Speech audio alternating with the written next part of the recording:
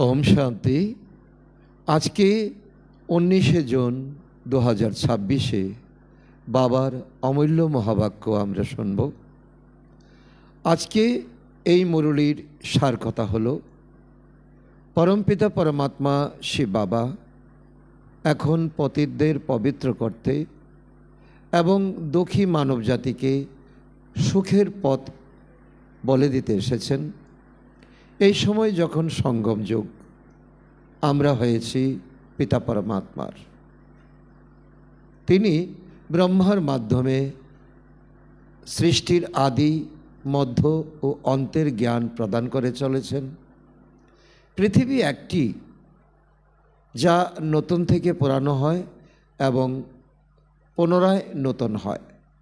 এই সময় পুরনো হয়ে গেছে, তাকে নতুন বানাতে এসেছেন পরমপিতা।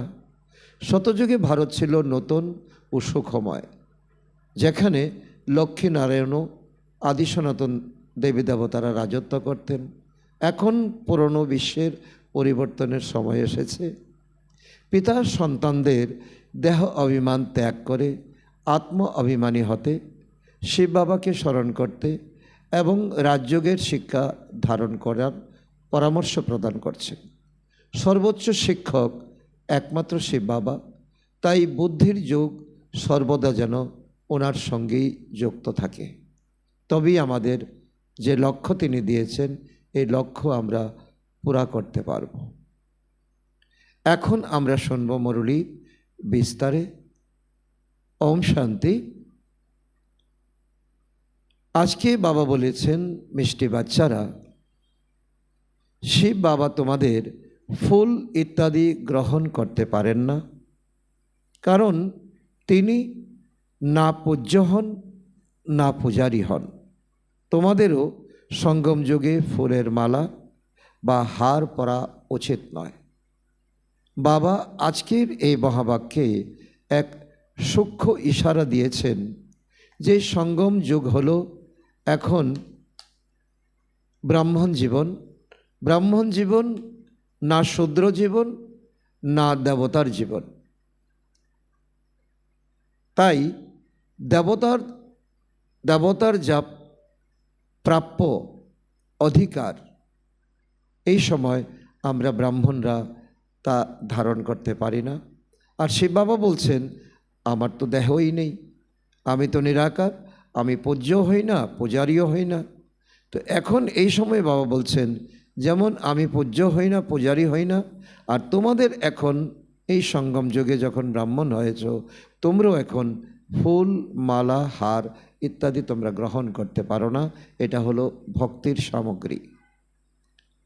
আজকের মুরলি থেকে প্রশ্ন, ভবিষ্যৎ রাজ সিংহাসনের অধিকারী কারা হয়? উত্তর, যারা এখন মাতা পিতা মা বাবা তাদের হৃদয় সিংহাসন জয় করতে সক্ষম হন, তারাই ভবিষ্যতে সিংহাসন আসীন হন। আশ্চর্যের বিষয়, সন্তানরা মাতা পিতার উপরও বিজয় লাভ করে। পরিশ্রম করে তারা মাতা পিতার থেকেও এগিয়ে যায়। আজকের গীত, ছেড়ে দাও আকাশ সিংহাসন, এই ধরতিতে এই ধরণীতে তুমি এসে যাও। এখন আমরা ভক্তরা এখন পরমাত্মাকে আহ্বান জানাচ্ছি, আমরা খুব দুঃখে আছি, অশান্তিতে আছি, তুমি আকাশ সিংহাসন ছেড়ে তুমি আমাদেরকে উদ্ধার করার জন্য তুমি এসে যাও। ওম শান্তি। মিষ্টি মিষ্টি স্নেহের সন্তানরা গানটি শুনেছে। এই গান থেকে সর্বব্যাপী মতবাদের জ্ঞান দূর হয়ে যায়। কারণ সর্বব্যাপী যারা বলছেন, তারা বলছেন এই ভগবান সর্বত্র বিজয় বিরাজমান, আর এই গান আমরাই বানিয়েছি। আর এখন পরমপিতা বলছেন তার অর্থকে তোমরা যাচাই করো, কারণ এই গানের মধ্যেই আছে পরমপিতা তুমি আকাশ সিংহাসন ছেড়ে এখানে চলে আসো। তার মানে কি, তিনি এখানে নেই। সবাই স্মরণ করে যে এখন ভারত অত্যন্ত দুঃখী। ড্রামা অনুসারে এই গান রচিত হয়েছে, কিন্তু জগতের মানুষ তা জানে না। পিতা আসেন পতিতদের পবিত্র করতে এবং দুঃখীদের দুঃখ থেকে মুক্ত করে সুখ প্রদান করতে। আমাদের এখন এটা অনুভব করা চাই যে বাস্তবে দুনিয়ার মানুষ হাহাকার করছে, আর আমাদের এখন পিতা পরমাত্মার সান্নিধ্যে এসে আমরা এখন সুখ শান্তির অনুভব করছি। সন্তানরা জেনে গেছে যে সেই পরমপিতা পরমাত্মা এসেছেন, যাকে আমরা আহ্বান করছি, যাকে আমরা স্মরণ করি। সন্তানদের তার পরিচয় মিলেছে। তিনি নিজেই বসে বোঝান, আমি এক সাধারণ দেহে প্রবেশ করে এই সৃষ্টির আদি, মধ্য এবং অন্তের রহস্য বোঝাই। সৃষ্টি একটি, যেখানে এখন নরক, সেটা হবে স্বর্গ। শুধু তা নতুন ও পুরাতন হয়। এখন পুরাতন তা নতুনে পরিণত হবে। যেমন একটি শরীর শৈশবে নতুন থাকে, পরে পুরনো হয়ে যায়। নতুন শরীর ও পুরনো শরীর বলে দুটি আলাদা শরীর হয় না। আত্মা ভিন্ন ভিন্ন শরীরে পদার্পণ করে। শরীর একটি যা নতুন থেকে পুরানো হয়, তেমনি পৃথিবী একটি নতুন থেকে পুরানো হয়েছে। নতুন কবে ছিল তা কেউ জানে না, কারণ শাস্ত্র, মনুষ্য, বিদ্বান পণ্ডিত তার রহস্য বুঝতে পারে না। পিতা এসে বোঝান। তিনি বোঝান, হে সন্তানরা, যখন নতুন পৃথিবী ছিল তখন ভারতও নতুন ছিল, গোল্ডেন এজ ছিল, তখন তাকে শতযুগ বলা হতো। সেই ভারতই এখন পুরানো হয়েছে। ধীরে ধীরে ধীরে ধীরে তার কলা কম হয়ে গেছে। এটিকে এখন পুরনো পৃথিবী, ওল্ড ওয়ার্ল্ড বলা হয়ে থাকে। নতুন পৃথিবী থেকে পুরনো হয়েছে, আবার তাকে অবশ্যই নতুন হতে হবে। তার জন্য এখন পিতা পরমাত্মা কারিগর হয়ে আমাদেরকে এখন অনুপ্রেরণা দিচ্ছেন, আমাদের এখন ট্রেনিং করাচ্ছেন। সন্তানরা সেই নতুন পৃথিবীর সাক্ষাৎকার করেছে। আমাদের দুনিয়া কেমন হবে? স্বর্ণ অলঙ্কারযুক্ত আমাদের বেশভূষা হবে, আমাদের ঘর বাড়ি সোনার ইট দিয়ে হবে। তো অত্যন্ত সুন্দর দৃশ্যমান দুনিয়া আমাদের সামনে আসছে।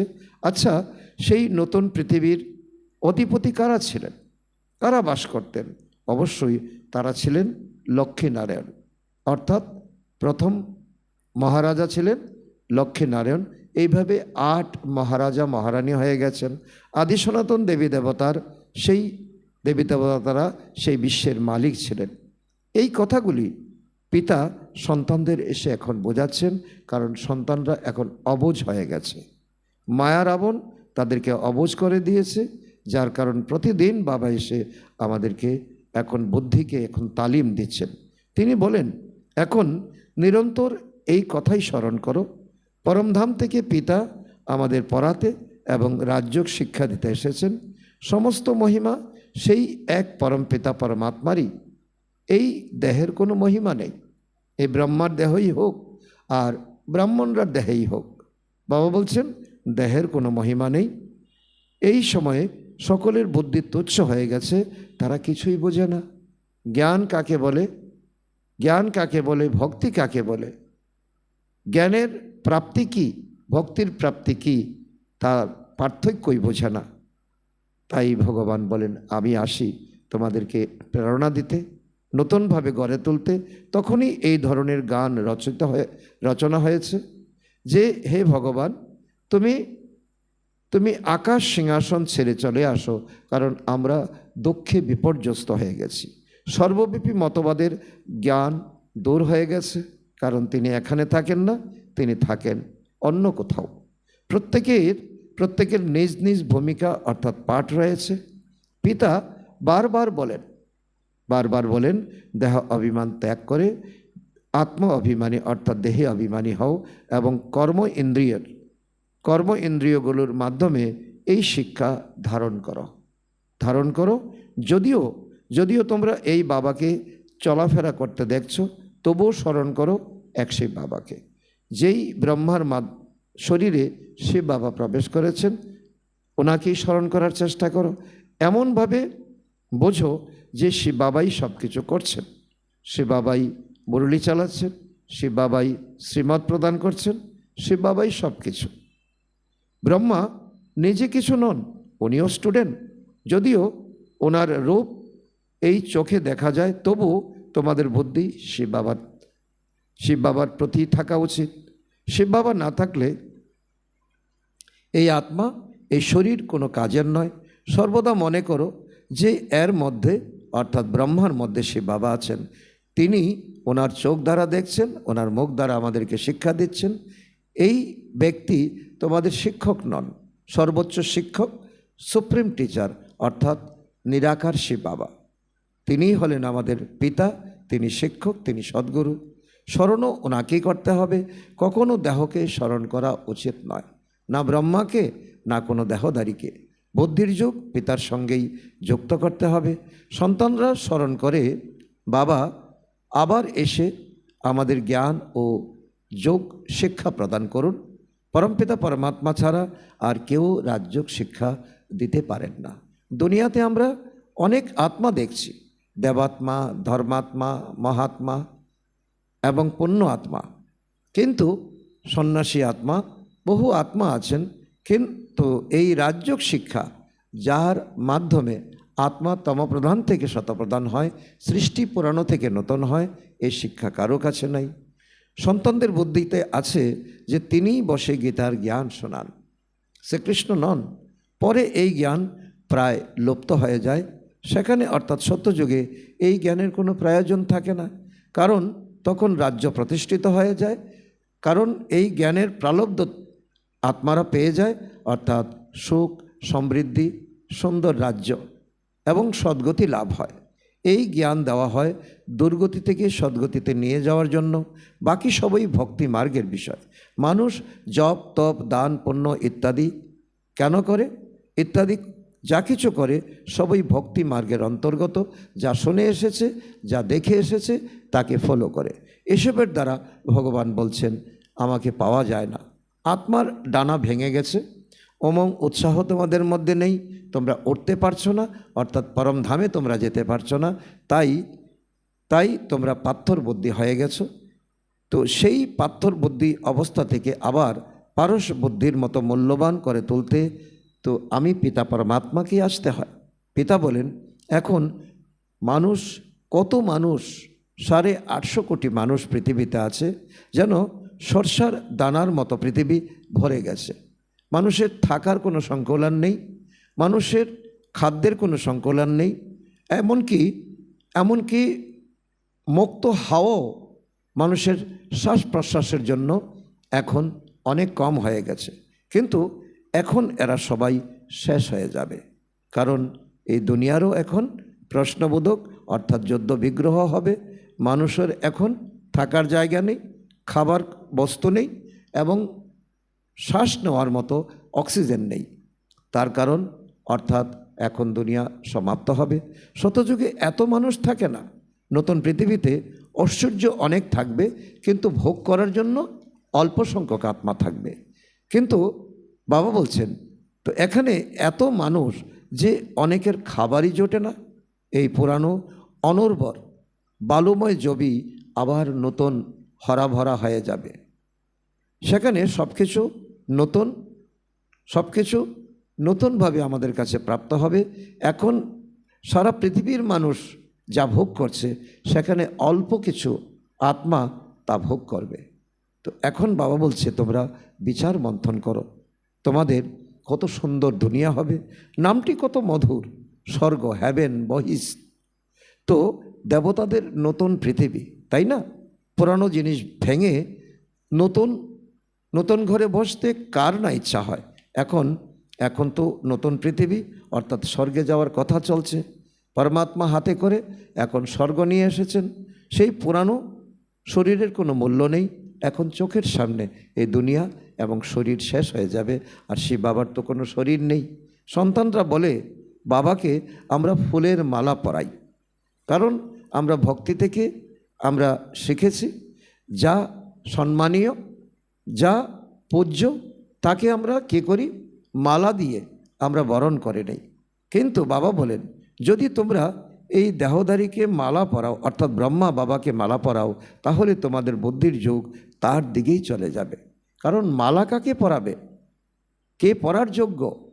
কারণ সে বাবা বলেন আমার তো দেহ নেই, আমি তো নিরাকার, তোমাকে তো স্মরণ করতে হবে আমাকে। আর তুমি যদি মালা দাও ব্রহ্মার গলায়, সেই মালা তো আমি পাবো না।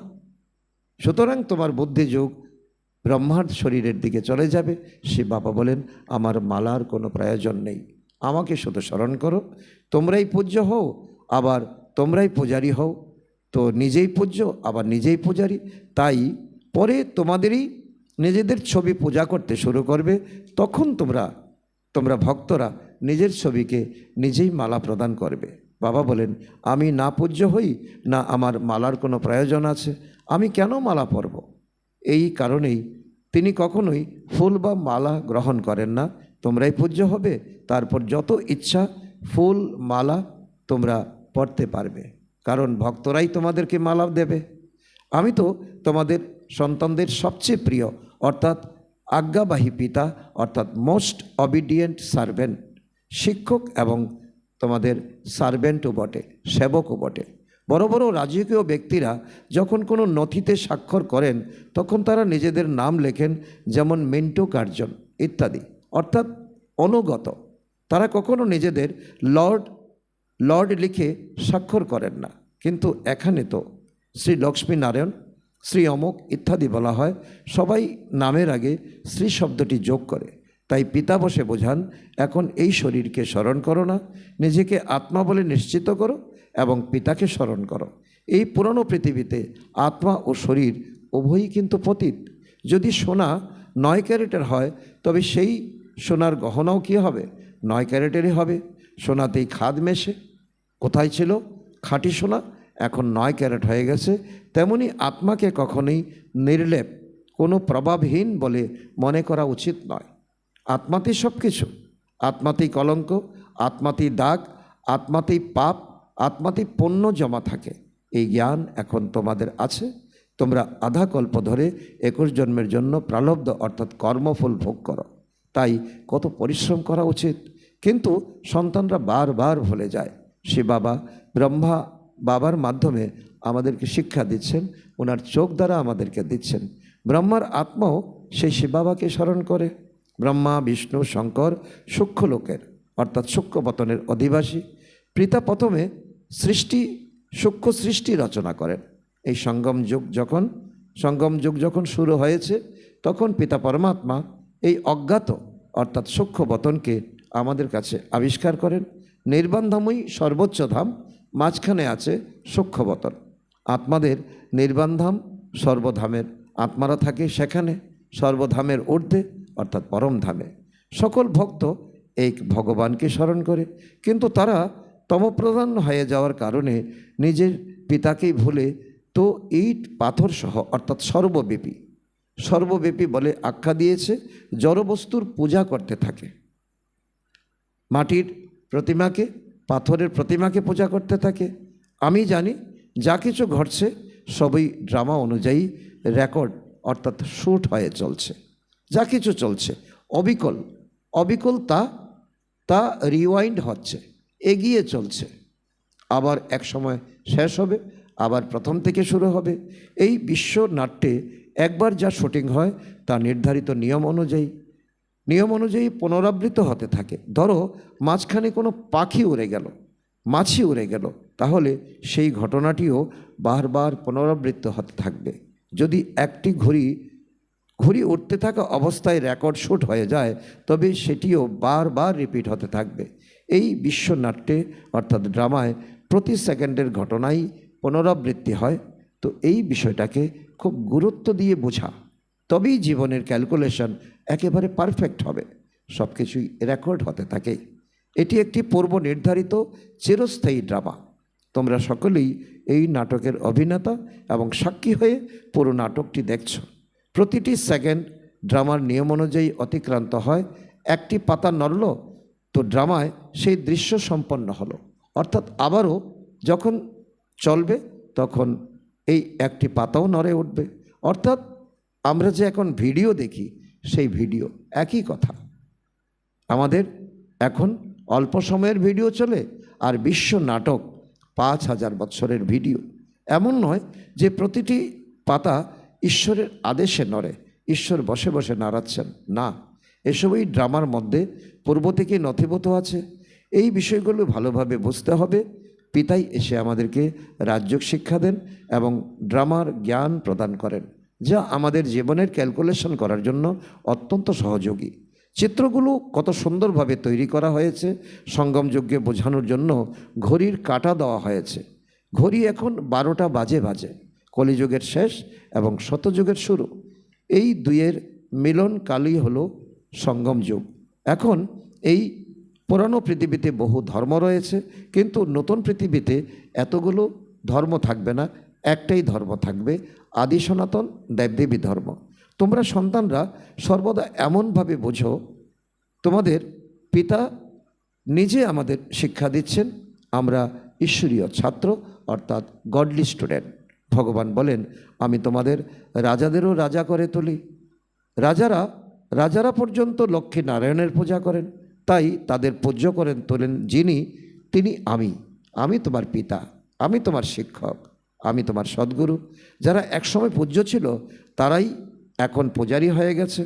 তোমরা সন্তানরা বুঝে গেছো, ড্রামার গান বুঝে গেছো, এখন পূজ্য পূজারীর জ্ঞান বুঝে গেছো। আমরাই একসময় পূজ্য ছিলাম, তারপর আমরাই পূজারী হয়েছি। কিন্তু বাবা কখনো তা হন না। বাবা না পূজ্য হন না পূজারী হন। বাবা বলেন, না আমি পূজারী, না আমি পূজ্য। আমি না মালা পরি, না আমাকে মালা পরানো হয়। তাহলে আমি কেন ফুল গ্রহণ করব? তোমরা এখন ফুল গ্রহণ করতে পারো না, কারণ তোমরা এখন না পূজ্য না পূজারী।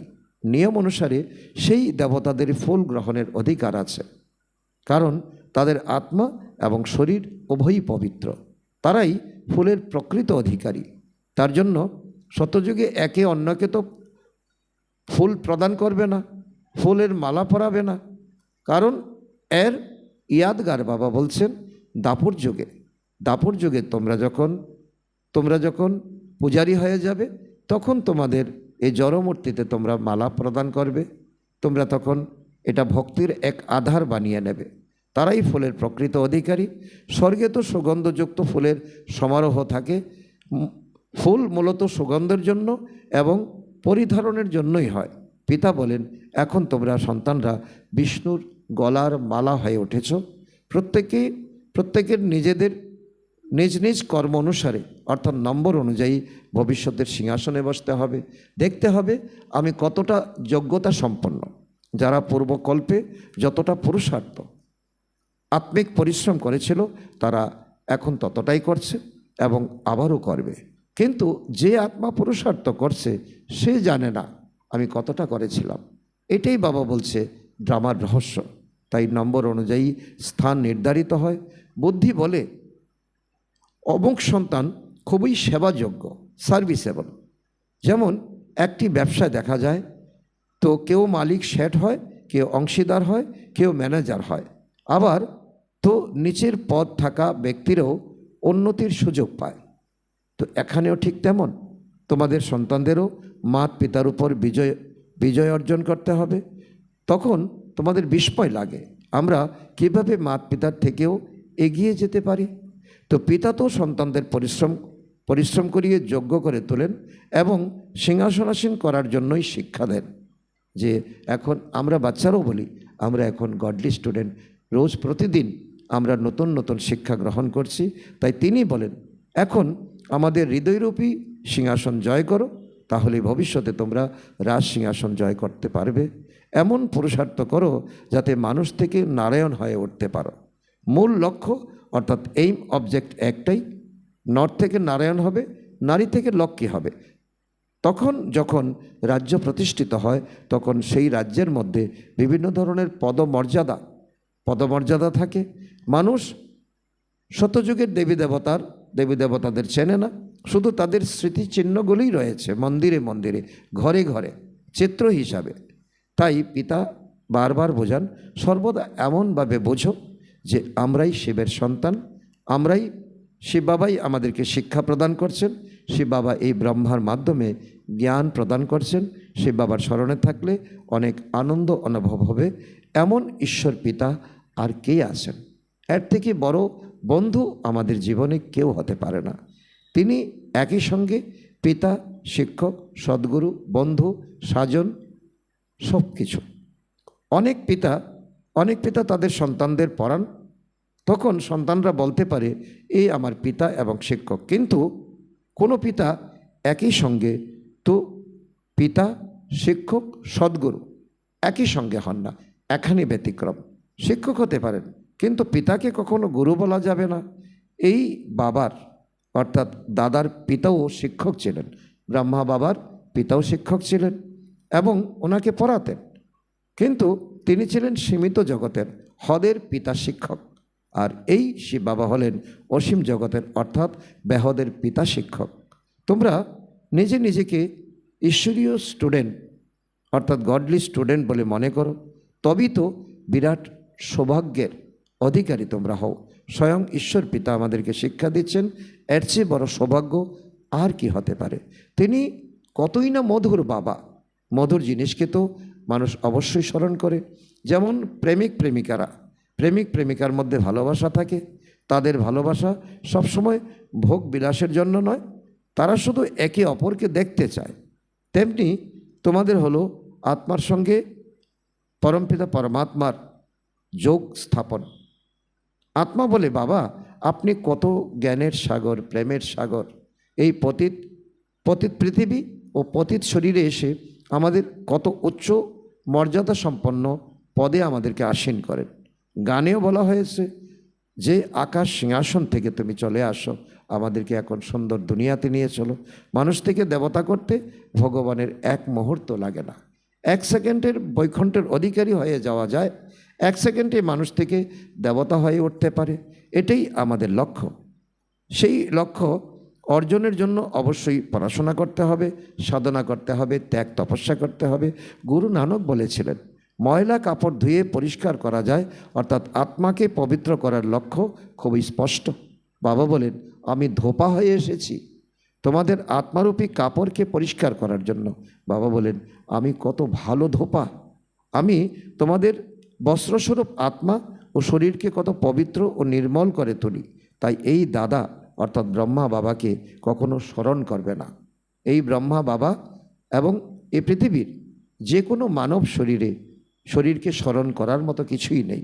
এই সমগ্র কাজই শিব বাবার, তাই স্মরণও ওনাকেই করতে হবে। তিনি মধুর থেকে মধুর। আত্মাকে বলা হয়, তোমরা এই চোখে ব্রহ্মার রথ দেখতে পাও, কিন্তু স্মরণ করবে শিব বাবাকে। বাবা এই ডিরেকশন বারবার আমাদেরকে দিচ্ছেন, যেন আমরা যাতে আবারও ভুল না করি। শিব বাবারই এই রথের মাধ্যমে তোমাদের আমি কি করি থেকে হীরের মতো মূল্যবান করে তুলি। আচ্ছা, মিষ্টি হারানিদি বাচ্চাদের প্রতি মাতা পিতা বাপদাদার অবিনাশী স্নেহ সুমন, সুপ্রভাত ও নমস্কার। আত্মাদের পিতা, রুহানি আত্মাদের জানাচ্ছেন নমস্কার ও সুপ্রভাত। আমরা আত্মারও জানাই পরমপিতা পরমাত্মাকে সাহস নমন, সুপ্রভাত ও নমস্কার। ধন্যবাদ বাবা, ধন্যবাদ। আজকের মুরলী থেকে ধারণার জন্য মুখ্য সার: 1 নম্বর, পিতার হৃদয় রূপী সিংহাসন জয় করার জন্য পুরুষার্থ করতে হবে। পরিবারের ট্রাস্টি হয়ে থেকে ভালোবাসার সঙ্গে সকলকে পরিচালনা করতে হবে। মোহজিৎ অর্থাৎ আসক্তি জয়ী হতে হবে। নাম্বার 2, যোগবলের মাধ্যমে আত্মাকে নির্মল ও পবিত্র করতে হবে। এই চোখ দিয়ে সব কিছু দেখলেও স্মরণ করতে হবে একমাত্র পিতাকেই। এখানে ফুলের মালা গ্রহণ না করে নিজেকেই সুগন্ধি ফুলের মতো গুণবান করে তুলতে হবে। আজকে বাপদাদার মধুর বরদান আমাদের বাচ্চাদের প্রতি। প্রারব্ধ অর্থাৎ কর্মফল ভোগের ইচ্ছা ত্যাগ করে উত্তম পুরুষার্থকারী শ্রেষ্ঠ পুরুষার্থী হও। তার অর্থ বাবা বলেছেন, শ্রেষ্ঠ পুরুষার্থী তাদের বলা হয় যারা পুরুষার্থের ফল বা প্রারব্ধ এখনই ভোগ করার আকাঙ্ক্ষা রাখে না।